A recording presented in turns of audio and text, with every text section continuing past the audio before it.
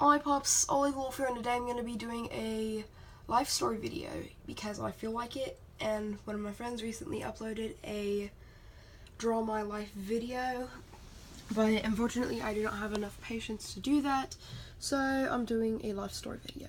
Now, whenever I was born, I was purple. I was suffocating, and a baby's first cry is a baby's first breath. I was not crying. Babies are supposed to cry when they're born, so that way they can learn how to breathe. But I was a slow learner, and I still am. And the doctors were dangling me upside down by the feet, patting me on the back, and nothing was happening. I wasn't breathing, and then my dad picked me up, and we saw each other's eyes, and I cried. It's one of the big parts of my life. That's the reason why he's very important to me, and a lot of people don't understand that. But anyway, so flash forward a few years, I get my first dog. I'm about 3 years old, and their name was Silvio. His name was Silvio, and he was a collie. He was adorable. We lived in Germany at this time, and we ended up having to give him away because he wouldn't stop pushing me around. That broke my heart because I was little and I loved my dog and I would hug him all the time, but he would shake me off and then he would whack me in the face with his tail. So yeah, we had to give him away because the dog was way too big for me, so rest in peace, Silvio. Probably dead now. That's why I said that. But my dad ended up having to go to the army so he could, fight for the country and stuff like that. And my mom started to get lonely, so she went to the army with him, and they sent me to my aunt's house in Arkansas. And I lived with my aunt for about maybe 2 or 3 years. I do know that I was about 5 or 6, whenever my mom and dad got out of the army and they came back for me. But yeah, that was the second time they've been in the army because the first time my mom got pregnant with me.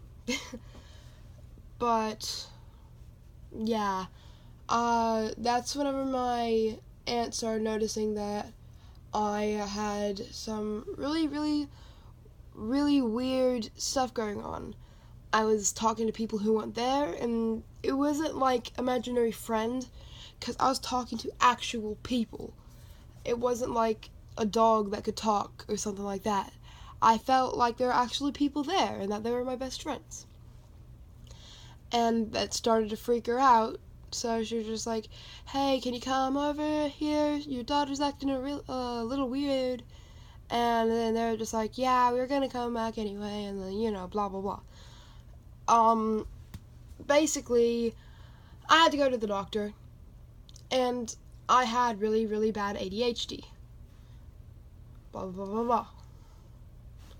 So we didn't think much of it, and we just ended up dealing with it.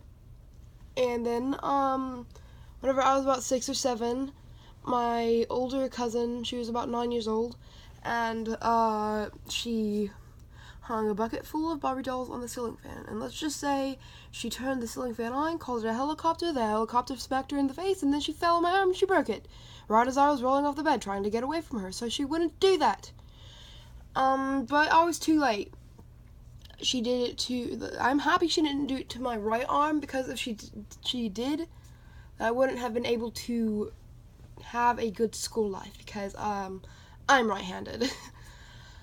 But thank goodness I rolled off the bed, and her floor was literally just toys, so it didn't help whenever me and my broken arm fell onto the floor that was literally just toys. You could not see the floor. That is how bad it was. And so we went to my grandma and grandpa, and they were just like, "Oh my gosh, can you move it?" And I was like, no, and I was crying, and it was terrible. So my parents got called over from date night, And we went to the emergency room, and I got a cast. Again, I'm really happy it wasn't my right arm. Or my rib cage. It could have been my rib cage. I wouldn't be standing here today if I wasn't so, cat-like reflexes. If I didn't have such cat-like reflexes whenever that happened, then I probably wouldn't be standing here today. I could have gotten my rib cage crushed. I could have broken any other bone. I could have gotten something else crushed. And let's just say my life wouldn't be very good. Or maybe I wouldn't have any life. But basically, that was whenever, so, flash forward a few months, stuff happens, blah, blah, blah, blah, and then you flash forward a few years, and we move into our own house because at the time we were living in an apartment, and my dad had to get a trucker's job. We could not pay for a house because we didn't have enough money. So, and he's still doing that today because houses cost a lot of money. We're still trying to get all the bills paid off, and we just can't handle it. And truckers get paid a lot. Sadly, my dad has not gotten his paycheck yet because the workers there are stupid. Little kids watching this, it's like people get paid a certain amount of money every time when they work a certain amount of time, like a few minutes, maybe a few cents or something like that. And my dad has not gotten any of his money yet. So, yeah, we're still working on that. But anyway, he had a trucker's job, and I was really sad. Every time we would drop him off at the truck stop, I would just start bawling my eyes out because I loved my dad, and I didn't want him to go. And he comes back every 6 weeks, and it would annoy me that he only came back for about 2 or 3 days, and then he went away for 6 weeks again. And, on and on and on. And so, my mom started to feel bad for me, so she got me a puppy. This one's name was Cash, and he was a black lab mix pit bull. I think that's a thing, but he was a really big black dog. And I loved him. I loved him a lot. He got bigger and bigger and bigger. He eventually got to the point where he was bigger than me, but a little bit smaller than the collie, so thank goodness for that. But he started acting really, really, really bad, like he had rabies or something. And he would bite me for no reason, and he has gotten to the point where he would be able to jump over the fence, and it was a really tall wooden fence, and we were starting to get scared. One day, he went to the neighbor's yard, and he was swinging. He was a teenager, and he bit his knee off. He had to go to the emergency room, and we had to put Cash to sleep. Sadly, it couldn't be helped. It would have just gotten worse because he was never getting enough outside time, never getting enough love, and he was just a big dog. We didn't have enough love, and there was a lot of times that we couldn't get home at the time he needed us to get home. So there was nothing we could do to help it, and it was like, it's something that a lot of pit bulls have a problem with. Like, I'm not trying to scare anyone who has a pit bull, but it's just a thing that most pit bulls have in them, that you have to care for them a lot, or they might go crazy like Cash did and bite everyone. But hopefully your pit bull doesn't do that. If they're a sweetheart, there's a huge chance that it's probably not going to happen, so don't be scared. So, flash forward to 2nd grade. My dad still has a stupid job. But every time we get our bills paid off, he comes back, and then he works with Roto-Rooter. And I was playing softball and stuff. I remember one time he was trying to help me practice whenever he was home, and he hit me in the face with a softball. And this was because we forgot the helmet at home. And yeah, I had a knot on my head for like 3 weeks. It was terrible.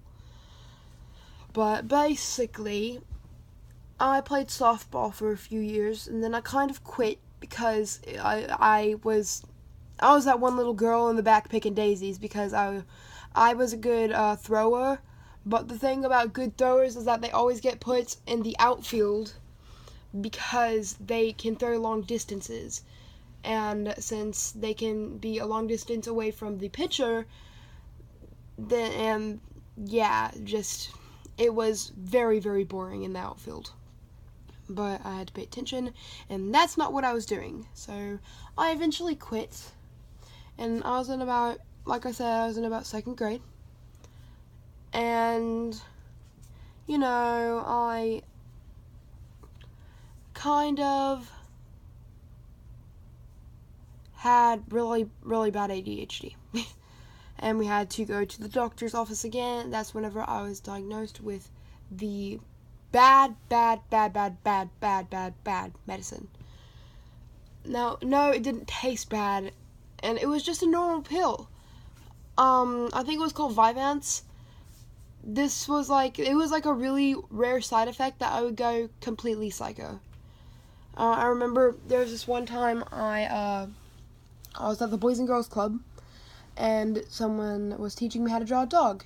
It was one of the managers or the teacher people that worked there, and I was drawing with a pen because, I was being a big girl, and I wanted to see how good I could draw with a pen.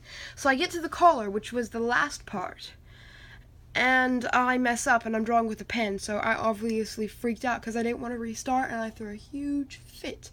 Not only that, I locked myself in the bathroom. I kicked a hole in the wall. I got out of the bathroom. Whenever my mom got there, I ran. I pushed over a hockey table, and that's whenever she took me off the medicine without the doctor's permission, because the doctor sucks. And we changed medicines a million times. Took Adderall, it made me depressed. Took a different type of Vyvanse, it made me it didn't help at all. It didn't do anything. It was just like taking a pill that had nothing in it. And none of it worked. So now I'm not on medicine. We're still trying to find some that actually works for me. But yeah. Then, after that, the whole Audrey thing happened. And, we moved out of that place in town. And we went to a different school, which now has better people than the last one did. I still miss my friend. But yeah. So after that, Dad still on the trucking job. And, I'm being a person. And, nothing really happened for a long time. There is something I would like to tell you guys, but I'm afraid that it's going to start a rumor, so I'm just not going to say anything. But people didn't really like me. I felt like I didn't fit in. I felt like I was an alien in a group of normal human beings, just changing into the form of different people who I didn't know. I felt out of order, I felt unorganized, I felt stupid, and at that point in my life, I didn't really want to do anything anymore. I didn't really want to stay up like I did before. I would go to bed, and sometimes I would even cry myself to sleep because people would always get so mad at me. And that's whenever the whole space out thing started, because the stress has been building up, and it just builds up and builds up, and then all of a sudden you get a space out. And it's gotten so worse, and it's still going on today, to where if I'm talking and I have a space out, my brain will throw out random words, and it's creeped my teachers out. And if I'm walking and I have a space out, then it's like I'm sleepwalking, but I'm awake. It's gotten really, really bad. But I'm not going to say how old I am. But flash forward a few years, I have this is in 4th grade now. I have 2 dogs named Hank and Lily. If you guys are wondering where Liberty came from, it's because we found him underneath of a friend's porch, and we just kind of adopted him and his sister Memphis, but we had to give his sister Memphis away because she wouldn't stop peeing on the couches because Cash wouldn't stop, scaring her away from her litter box every time she had to go number 1 or number 2, and it got worse and worse, and so we had to give her away to a better home.